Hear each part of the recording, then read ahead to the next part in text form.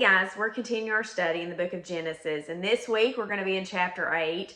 I love Genesis, but I find it very difficult to teach. I've learned that over the past several weeks.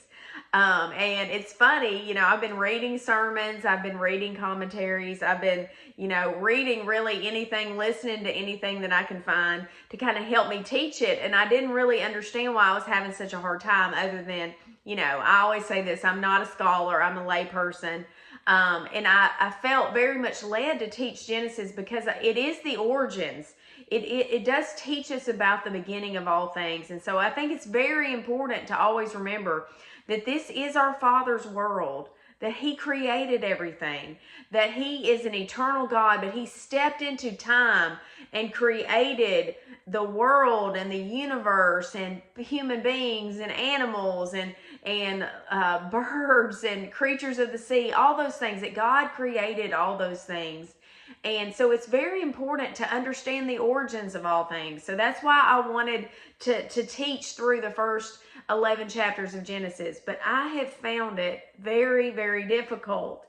And what's hilarious is I've been reading every commentary that I can get my hands on. And if you ever look, if you have commentaries that you trust and read, I encourage you to go look at them, because hey, it'll have a couple of sentences for a whole chapter. There's not much there. And I kept going, Lord, I need help teaching this. This is too hard for me. And then I was reading a sermon last week from John MacArthur, and John MacArthur said this. He said, listen, you can't outline historical narrative. And I was like, well, that's why I've been having such a hard time, because I'm very much an outline kind of girl. And so I have not been able to have outlines. So I know my videos, sometimes I'll listen to them and I'm like, that was so boring, Well, I didn't say anything. But the bottom line is that God's word is where the power is, that it's not in anything that I'm going to say, any quote that I'm going to give, that there's actual power in the word of God, that this is true, that it's inerrant, that we believe it, that it gives us the information that we need to continue to build our faith in God, in who He is and what He's done and what He will do. And so that's what we really have been learning. We've been learning the origins of all things. And so we've seen the origin of mankind, and then we saw the origin of sin, and now we've seen sin just on the increase for these 1600 plus years after God created everything. And so we saw that God does have patience, that God warns, and then He waits, and then He acts. And so we've seen God warn humankind of the wages of sin, that He was going to judge the entire planet, and He gave Noah to the people to preach and to build the ark. And we know that no one received Noah's message. Nobody responded to Noah's messages. And so because of that, God is going to destroy everything, and Noah and his family, this is 8 people, are going to be the only ones that are saved. And then God is also, in saving Noah, He's saving, the species of animals. He's bringing, Noah had those instructions to bring in, this many of each type of animal. And so we know that Noah has proved to be so obedient. There's much to learn about God and His character, and that He's holy and that He's righteous, and that sin has to be judged because He is a righteous God. But then we've also seen Noah's faith, that Noah believed God, and Noah believed God enough to follow through. Hey, Noah was also very, very obedient. So there's all sorts of lessons that we have learned through this true narrative. It's a true, the true account of the beginning of all things. And so now we've seen Noah's story, and it is sobering, and it is also inspiring. So this week we're going to be in chapter 8. I'm not going to try to outline it, guys. I just now learned 8 chapters in, no outline. But I want to begin with this quote from Warren Wiersbe, because I thought it was so true. That Wiersbe said this: This chapter, Genesis chapter 8, records the end of a storm and the beginning of a new life and hope for God's people and God's creation. That's where we're going to begin today. That we're going to see that Noah and his family actually spent a year on the ark, taking care of the animals and God taking care of them. And so now we're going to pick up in chapter 8, verse 1, and this is what it says. But God remembered Noah and all the beasts and all the cattle that were with him in the ark. And God caused a wind to pass over the earth, and the water subsided. And so after a year of just floating in this humongous box that Noah had constructed per God's instructions, with all those animals and those few family members, we know that this had to be incredibly difficult. The riding out this storm and then waiting for the waters to recede. But the most important phrase that we're going to read is that God remembered Noah. Hey, God never forgets. God never forgets his children. God never forgets his promises. And so we see that now the water is starting to go down. And it says also the fountains of the deep and the floodgates of the sky were closed, and the rain from the sky was restrained, and the water receded steadily from the earth. At the end of 150 days, the water decreased. And so it's also very good that Moses, in writing this true account, he gives you names, he gives you dates, he gives you months, he gives you days and all those things. But why? Because it's true. And so we see that, that they were on the ark for, like I said, we're going to see in a total of over a year. And so in this point, he says 150 days. Then in verse 4, it says, in the 7th month, on the 17th day of the month, the ark rested upon the mountains of Ararat. And that's a mountain range. And so that's the area. And we know that would be modern day Turkey. And it says the water decreased steadily until the 10th month. In the 10th month, on the first day of the month, the tops of the mountains became visible. We believe this universal flood, that the rains came from above, but also the floodgates really of heaven were open, and the water that was underneath the surface of the earth rose. And so that's why this universal flood happened.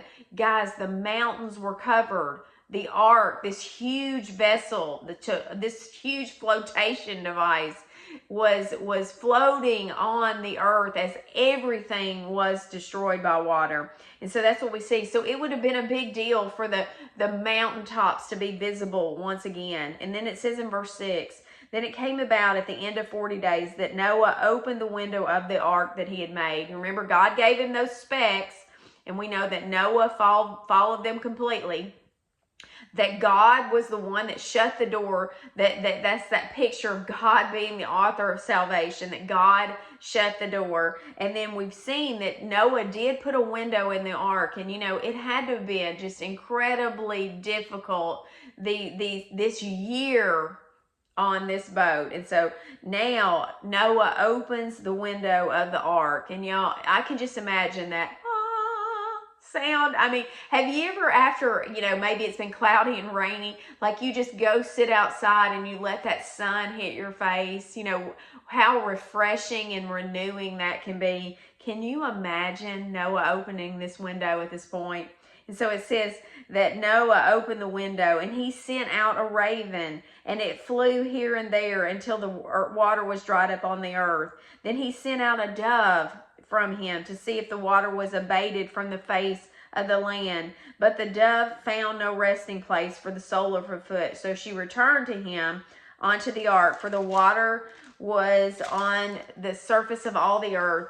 And then he put out his hand and took her and brought her into the ark to himself. And so he sent out a raven, and then he sent out a dove, and the dove returns to him, and he knows that the water, it's still not safe. It's still not safe. And so, y'all, not only had they survived this flood, not only had they been closed up in this huge flotation box, if you will, for all this time with all these animals and this limited number of family members, that now they're having to just wait. They know the rain is stopped. They know the floodwaters are going down, but they're having to wait. And that they had seen God's power in this catastrophe. And so the waiting had to have been hard, but that they're waiting. We're going to see Noah is waiting for God to speak. Noah is waiting for God to give him more instructions. And so now this waiting, Noah is sending out these doves, and it says, so he waited yet another 7 days, and he sent out another dove from the ark, and the dove came back to him toward evening, and behold, in her beak was a freshly picked olive leaf.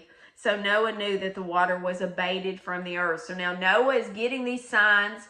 The dove brings back this branch, so Noah knows that there's life again, that there's plant life, because it says that it's a freshly picked olive leaf. And then it says, then he waited yet another 7 days. Guys, every time I read that, I know this was not easy. But remember the kind of guy Noah is. He's obedient. He's obedient. He knows how to wait on God. And so it says, and he sent out the dove, but she did not return to him again.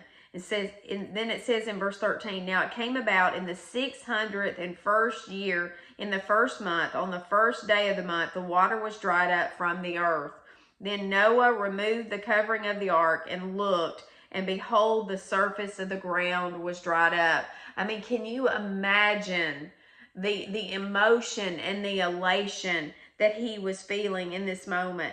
Because, when you think about it, our natural response is to feel forsaken in these moments, to not enjoy the waiting. But we need to know that that's a natural emotion. That's a natural reaction to storms and difficulties.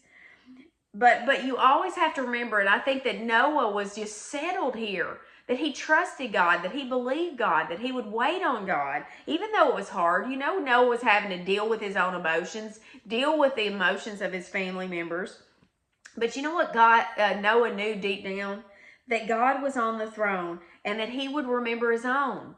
That's the 2 points that Warren Wiersbe made. God remembers and God renews. That's what we see here. So then look what it says in verse 14. In the 2nd month, on the 27th day of the month, the earth was dry. Not only was the flood this long, enduring process, storm after storm, difficulty after difficulty. Once again, this was a hard walk that Noah was walking out. But in the ultimate sense of it, what was God doing? Saving them. This was God saving them. And so they had to wait. And they had to wait on the Lord to speak again. So look at verse 15. Then God spoke to Noah, saying, go out of the ark, you and your wife and your sons' wives with you. And so we see Noah continue to be obedient in these incredibly difficult circumstances, because he knew that God was on his throne. He knew that God had saved them, and he knew that he had to obey the God of the universe. That's what we see in this.